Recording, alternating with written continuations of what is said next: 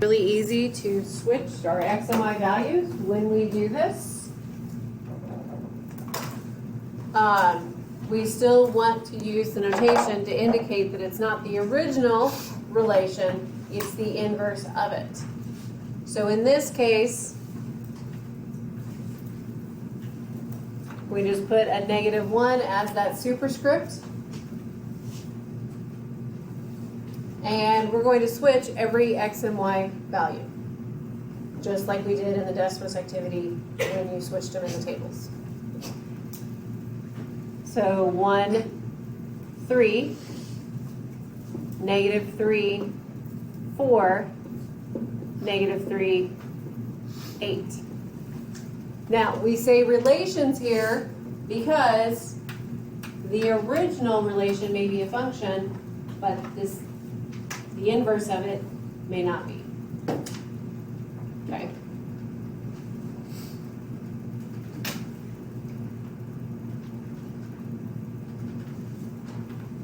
So number 2, the inverse of that.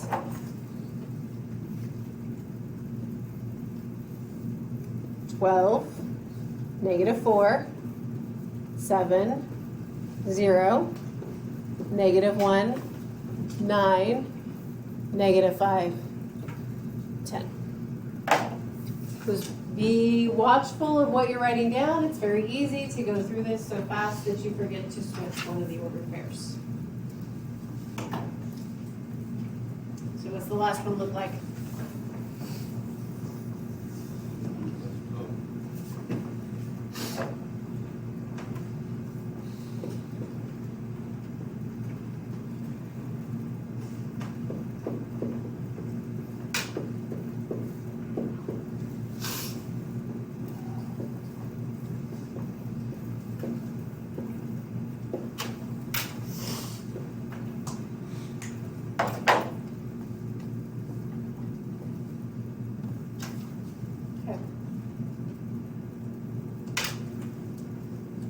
Any problems with that with inverses?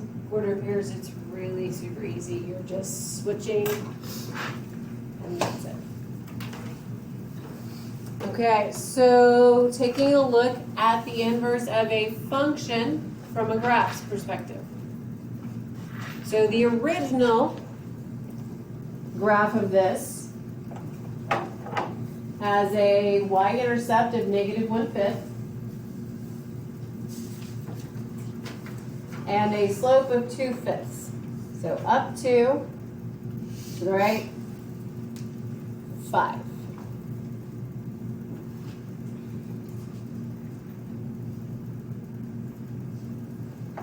Okay.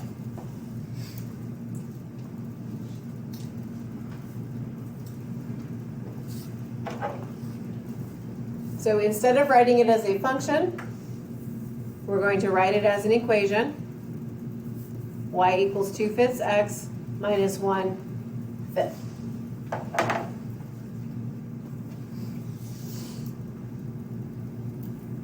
Now, we're going to switch our x and our y values, just like we did with the ordered pairs, and we did some of this with the activity. So we're going to write it, x equals 2/5 y minus 1/5.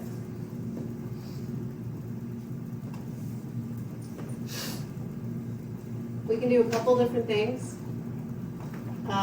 You can get rid of your fractions at the beginning, so you don't have to deal with them anymore. You can leave the fractions in there, work with them that way. Me personally, I tend, if I see fractions, I will try and get rid of them first. So if I multiply everything by 5, I get 5x equals 2y minus 1.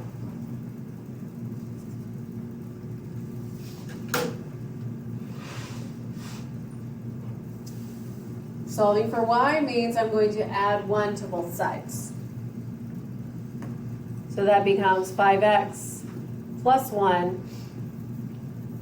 equals 2y. Then dividing everything by 2 means the inverse is 5 halves x plus 1 half.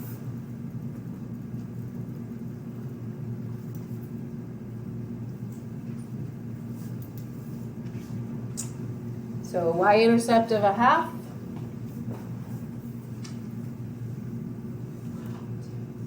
Four, I guess 5 people.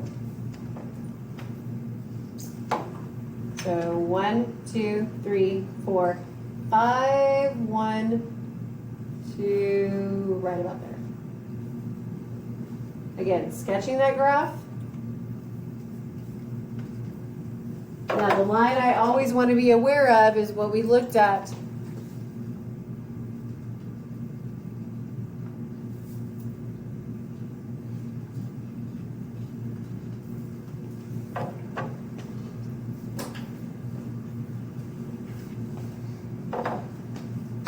I have my original in blue and my inverse in red, and it is the same distance from y equals x on either side. So that's always a good way to check if your graph is correct, is just sketch that y equals x line throughout the graph to see if it's the same distance. Okay? Questions on this one? Okay on that? All right, see what we can do with the next one. So first step, rewrite it. So y equals 2/3 x minus 1. That's the original equation, still. Next, I'm going to switch my x and my y values. So I'm going to say x equals 2/3 y minus 1. Because there's only one fraction, the 2/3, I'm probably just going to leave it alone. Start with adding 1 to both sides. So x plus 1 equals 2/3 y. Either divide everything by 2/3 or multiply everything by 3/2.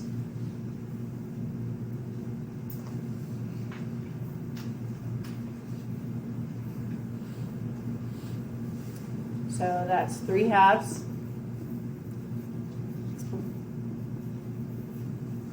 Now, in order to graph that, that's going to be 3/2 x plus 3/2.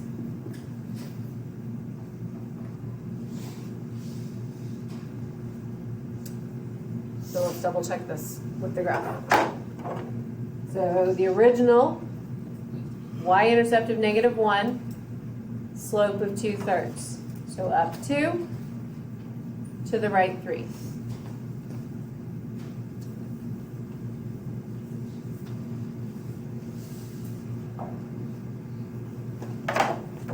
The inverse has a y-intercept of 1.5. So the slope of 3/2 means I'm going to go up 3 and to the right 2.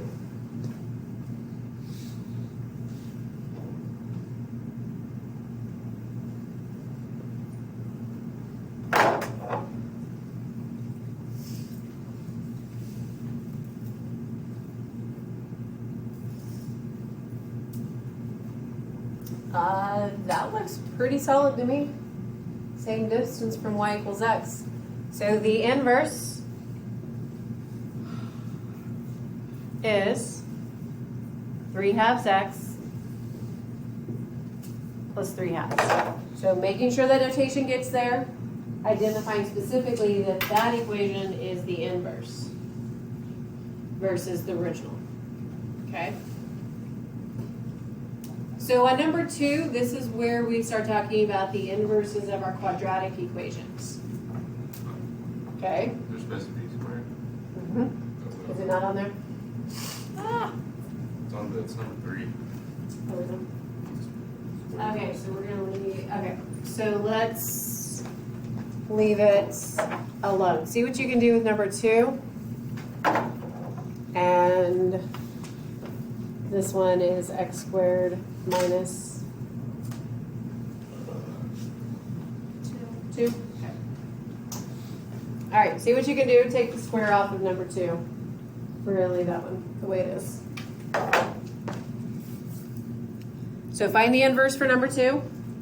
Graph both of them. And let's see what we got. So first things first.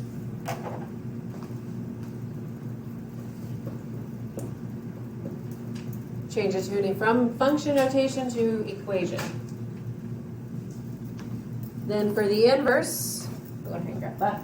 So the y-intercept is -3. Slope is 2.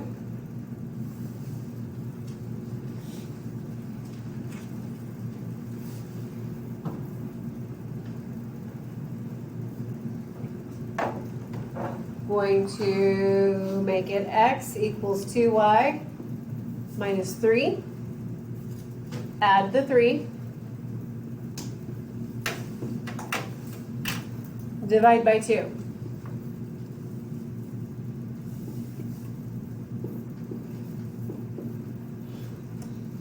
So the way I'm going to write it in order to graph it, you can actually leave it x plus 3 over 2 as the function notation. However, in order to graph it, I need to clearly see the slope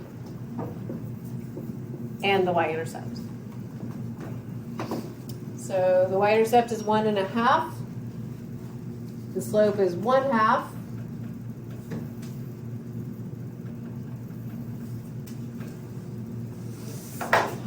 Again, double checking that y equals x line.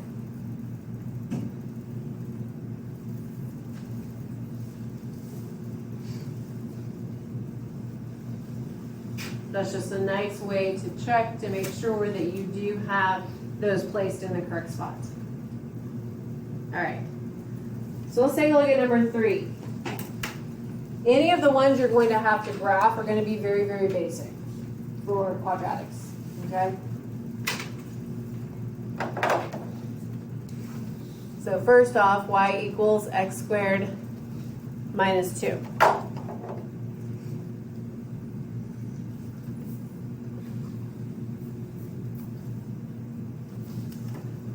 Usually -1, 0, and 1 will give you enough of your curve that you can go from there.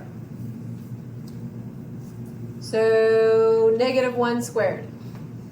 -1 squared is 1. 1 minus 2 is -1. 0 squared. 0 minus 2 is. And if we put 1 squared, we're back to, so we've got the shape we need.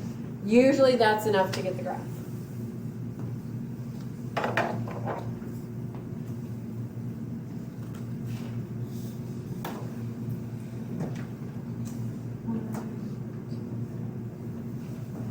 Here's the other point.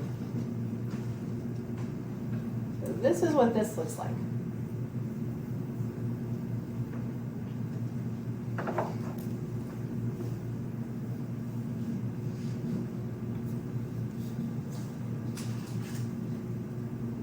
So let's find the inverse of it. Change our x and our y values.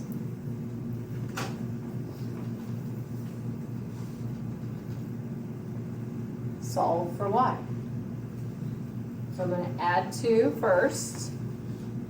So it becomes x plus 2 equals y squared.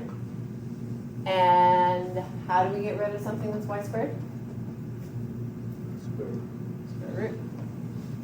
So if I take the square root of both, the square root of x plus 2 equals y.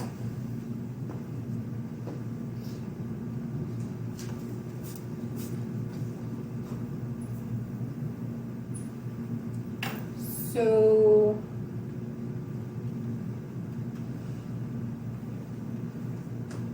what weights can I use?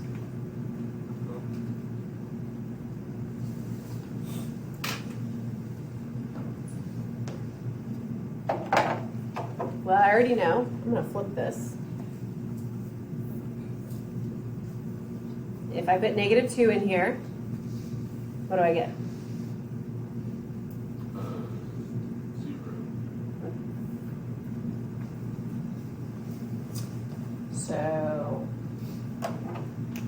negative 2, 0.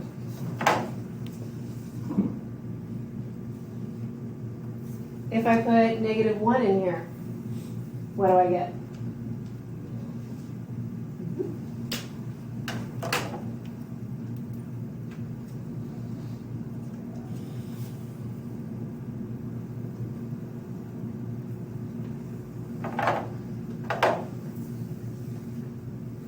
You actually will not get the underside of that curve because those are values that do not exist on that. But if you take a look, it's kind of a unique curve. You still get a very similar curve to the parabola, except it's turned on its side now. Okay? So just something to look at as you're working through it. You only will get one side of it. So my recommendation, start your table wherever you see this happen. Switch those x and y values, and that's where your table starts. Okay?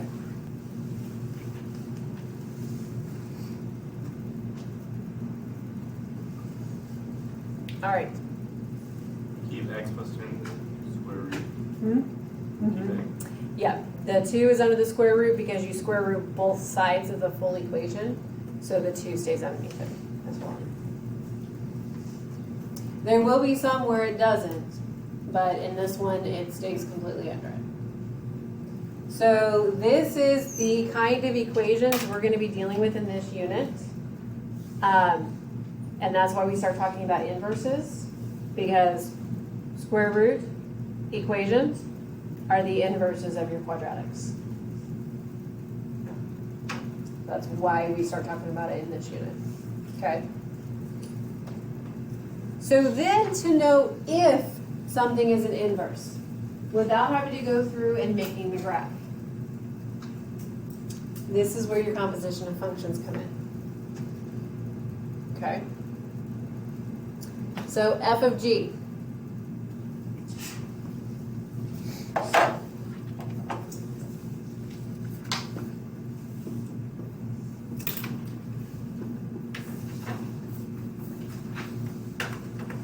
So that means in f of x, I'm going to put all of this in for x.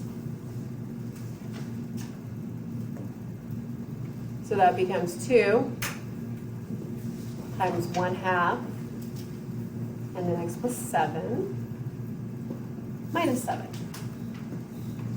This is where you want to be very careful not to leave any piece of the function out. Like I said, a lot of students will forget that extra minus 7 at the end. Substitute in for x, but forget the rest of the function. All right, we got multiplication. So what's 2 times 1/2?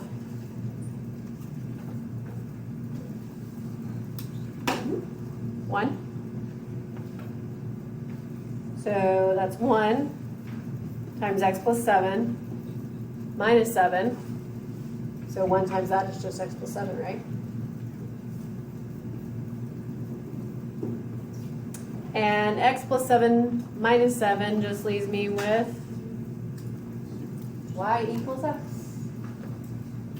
So that line on the graph that though they were the same distance from, that's what you should get if they're inverses. Now you do need to double check both directions. So g of f. So we're going to substitute in 2x plus 7.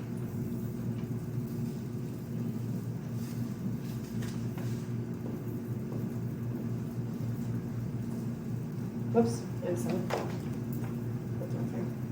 So we're going to substitute in 2x minus 7.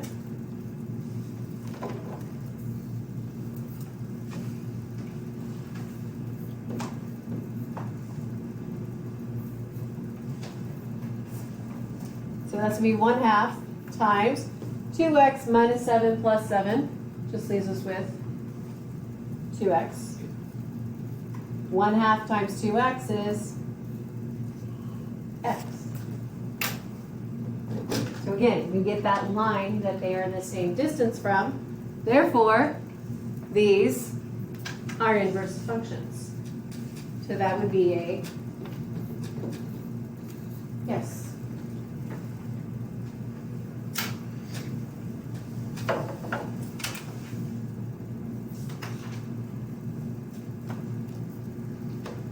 So I didn't draw that line, but.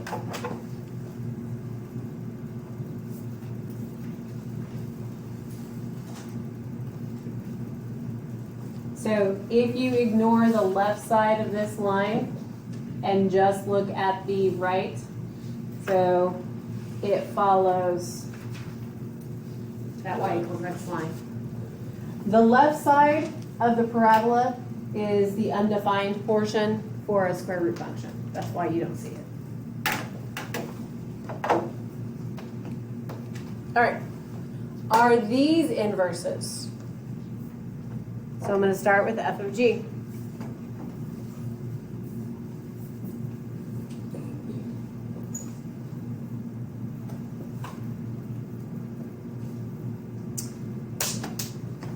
All right.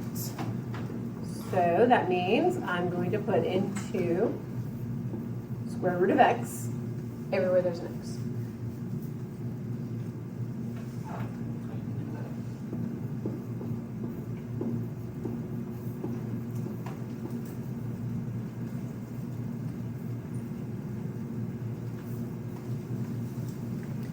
And 2 squared is 4.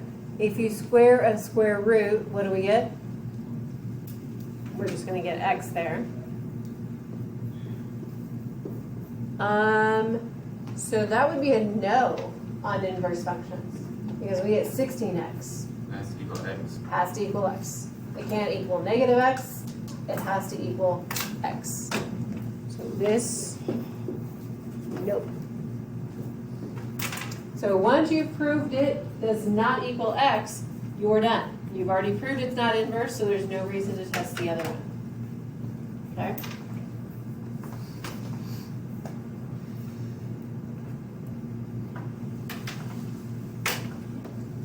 All right, let's take a look at number 1.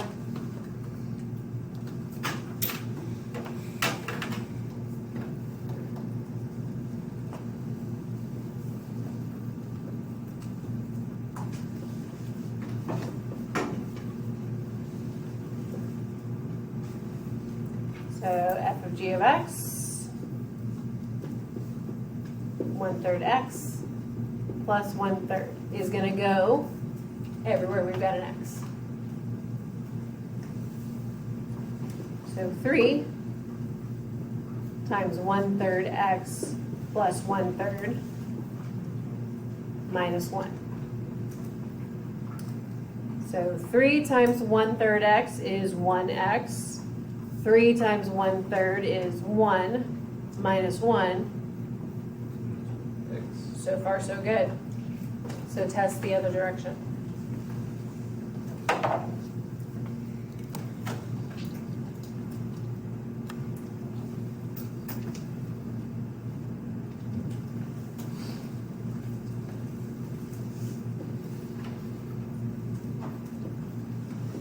So g of f of x means I'm going to put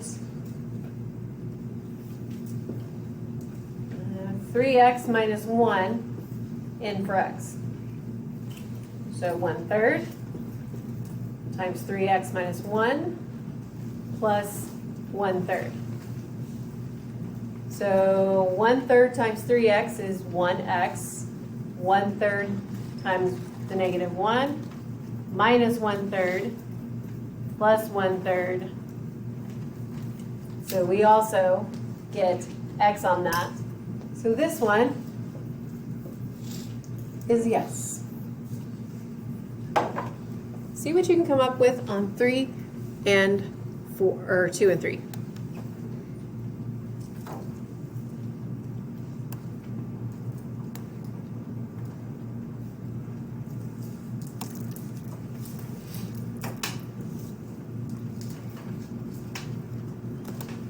All right, let's take a look at number 2. What'd you get? Yes. What about 3? Yes. Oh, nice. Calculations are great.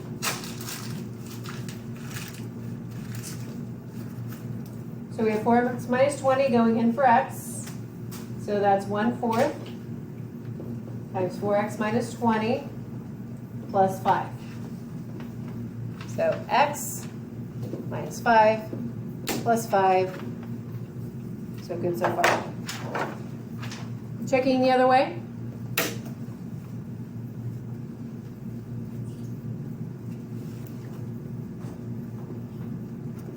Means I'm going to put 1/4 x plus 5 in for x. So 4 times 1/4 x plus 5 minus 20. 4 times 1/4 x is x. 4 times 5 is 20. Minus 20 equals x. They both equal that line that splits the distance between them. So that's also a yes. Be very watchful on your radicals, exactly where that radical goes. So number 3.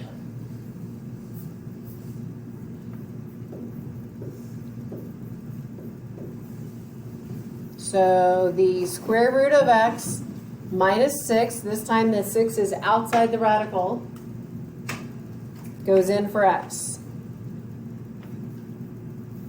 So that is x, whoops.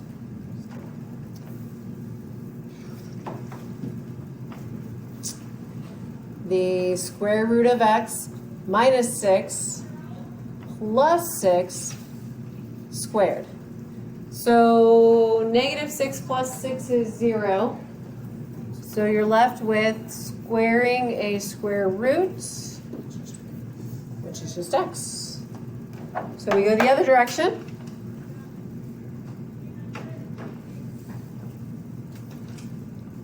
G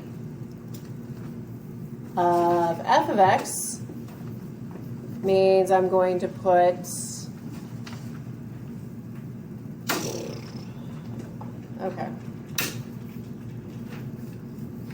x plus 6 squared inside for x. So this is where we want to be very watchful on this. Oh, you caught me this time. You did. Oh. So that means the square root of x plus 6 squared minus 6, and this is where you don't want to square that underneath. So you are taking the square root of something squared, so that's just going to give you x plus 6 minus 6. So the square root of something squared, radical's gone. So that's where you want to be watchful, and once again, we're just left with x. So that's why I say be very, very careful with your radicals. Don't try to multiply those things out. Use those properties that can just get rid of the radical for you. Okay? If you did multiply, that would be wrong. No, because you'll still get the same answer. Oh, that did multiply. I was like, how do I get this? Yeah. No, it multiplies out, but then you still need to factor it to be able to get rid of that squared value. Yeah. All right. So your remaining time